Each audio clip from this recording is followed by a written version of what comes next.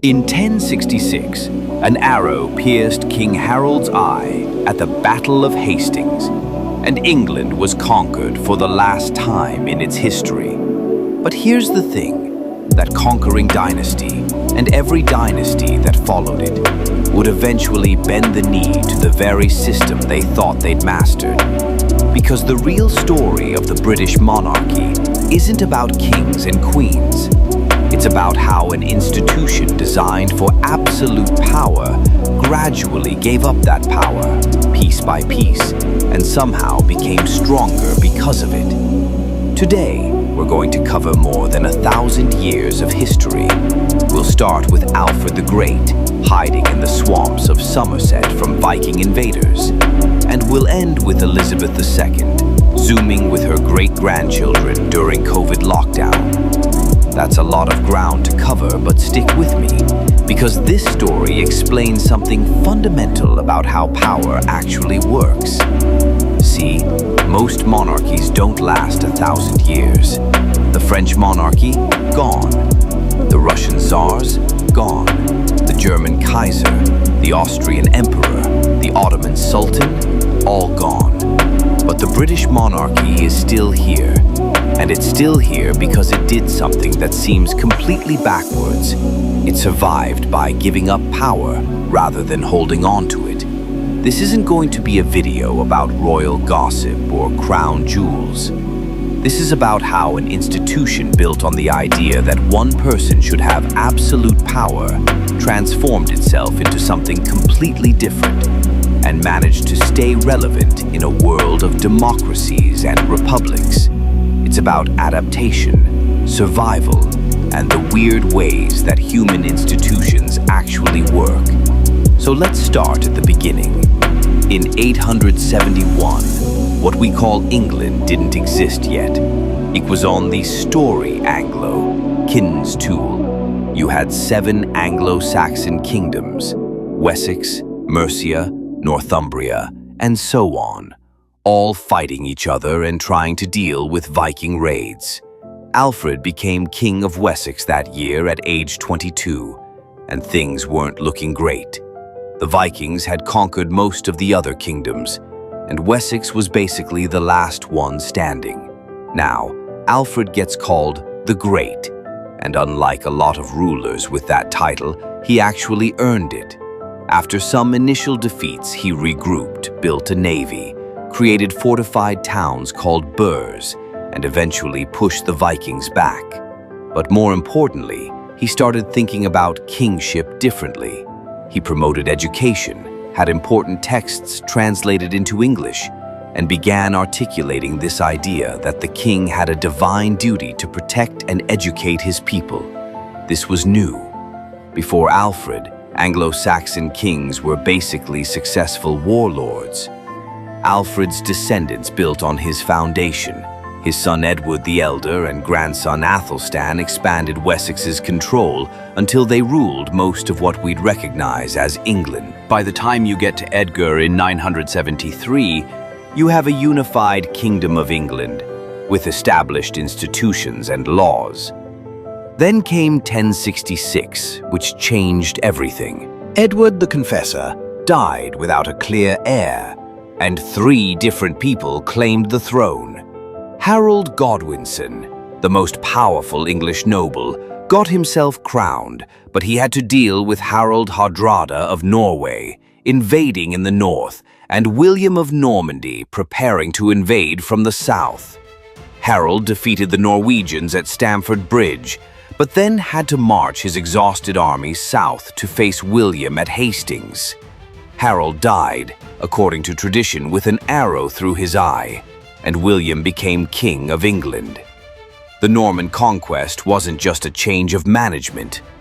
William brought over Norman administrators, Norman laws, Norman French as the language of government. Within 20 years, the entire English aristocracy had been replaced, but, and this is important, William kept claiming he was the legitimate heir to Edward the Confessor. He didn't present himself as a conqueror imposing foreign rule, but as the rightful king restoring proper order. This fiction mattered. The Norman and Angevin kings who followed expanded royal power significantly. Henry I created a more sophisticated administration. Henry II established common law courts that operated throughout the kingdom. By the time you get to John in 1199, English kings controlled not just England, but huge chunks of France. John, however, was terrible at being king. He lost most of the French territories, alienated the church, and taxed his barons so heavily they rebelled. In 1215, they forced him to sign Magna Carta at Runnymede. Now, Magna Carta gets mythologized as this great democratic document, but really it was just barons protecting their own interests. Still, it established the principle that the king had to follow the law, which would matter later. The 13th and 14th centuries saw the monarchy continue to develop. Edward I conquered Wales and tried to conquer Scotland. Edward III started the 100 Years' War with France. But alongside military adventures, you had institutional development. Parliament emerged as a body that could grant taxes and present grievances. The common law courts became more sophisticated. The monarchy was becoming less personal and more institutional. Then came the Wars of the Roses, from 1455 to 1485. This was basically what happens when your succession system breaks down. The Lancastrians and Yorkists both had decent claims to the throne, and they spent 30 years fighting over it. Henry VI was weak and possibly mentally ill. Edward IV was competent but self-indulgent. Richard III probably wasn't as evil as Shakespeare made him out to be, but he did likely have his nephews murdered, which didn't help his reputation. Henry Tudor ended the wars by defeating Richard III at Bosworth Field in 1485. Henry VII was smart. He married Elizabeth of York to unite the two claims, and he focused on making the monarchy financially stable and administratively competent. No more wars of conquest, just good governance. His son, Henry VIII, though, changed everything. When the Pope wouldn't annul his marriage to Catherine of Aragon, Henry broke with Rome and declared himself head of the Church of England. This wasn't just about divorce, it was about sovereignty. By rejecting papal authority, Henry was saying that England was completely independent, subject to no external power. This was huge. Henry's daughter, Elizabeth I, built on this foundation. During her 45-year reign, England defeated the Spanish Armada, established itself as a major Protestant power, and began its overseas expansion. When she died childless in 1603, the throne passed to James VI of Scotland, who became James I of England. The Stuarts had different ideas about monarchy than the Tudors. James and his son Charles I believed strongly in divine right, the idea that God had directly chosen them to rule, and they were accountable to no one else. Parliament disagreed. The tension exploded into civil war in 1642. The parliamentary forces won, and in 1649 they did something shocking. They put the king on trial and executed him. For 11 years, England was a republic under Oliver Cromwell. But republicanism didn't stick. When Cromwell died, nobody could figure out how to make it work, so in 1660, they invited Charles I's son back. This was the Restoration. Charles II was smart enough not to push things too far, but his brother James II wasn't.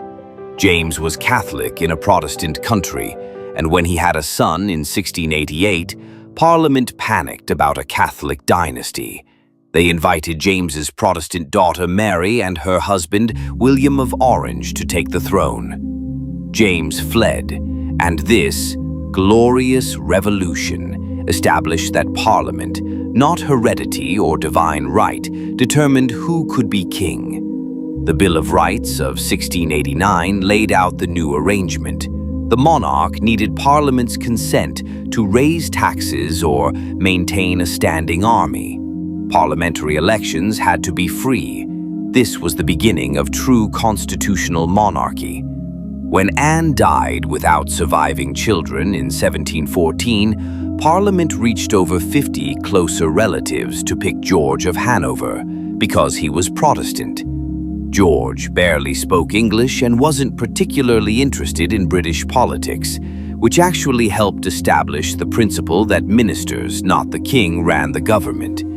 The Hanoverian period saw Britain become a global power. They won the 7 Years' War, lost the American colonies, defeated Napoleon, and started the Industrial Revolution. Through it all, the monarchy adapted. George III tried to be more active in politics but went mad. The Prince Regent, later George IV, was unpopular and extravagant. William IV was forgettable. But the institution survived. Then came Victoria in 1837. She reigned for 63 years and completely transformed what monarchy meant. She withdrew from active politics but became the symbol of the nation and empire. She embodied middle-class values, duty, family, morality. By the time she died in 1901, the monarch's political power was mostly gone, but their symbolic importance was greater than ever. The 20th century brought new challenges. Edward VII had to navigate the complex diplomacy before World War I. George V had to deal with the war itself, plus the end of monarchy in Germany, Austria, and Russia. He changed the family name from Saxe-Coburg-Gotha to Windsor because it sounded less German. Edward VIII abdicated in 1936 to marry Wallis Simpson, an American divorcee. His brother, George VI, never expected to be king but did a decent job, especially during World War II. He and his family stayed in London during the Blitz, which meant a lot symbolically. Elizabeth II came to the throne in 1952 and reigned until 2022, 70 years. She saw the end of the British Empire, the Cold War, massive social changes, and the rise of modern media. Through it all, she maintained the monarchy's relevance by being completely apolitical and utterly dedicated to duty. So what do we make of all this?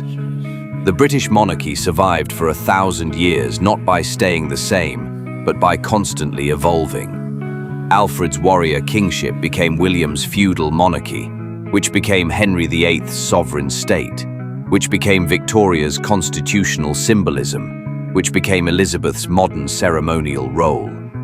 Each transformation happened in response to crisis, and each time the monarchy gave up some power to maintain its existence. The lesson here is about institutional adaptation. The most successful institutions are the ones that can change with the times while maintaining some core identity.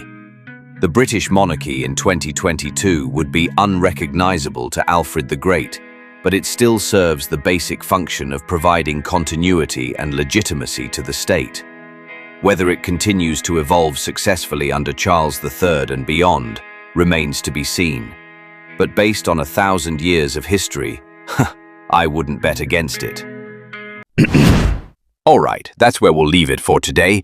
Thanks for watching, and if you enjoyed this video and want to see more, please consider hitting that like and subscribe button. It really helps.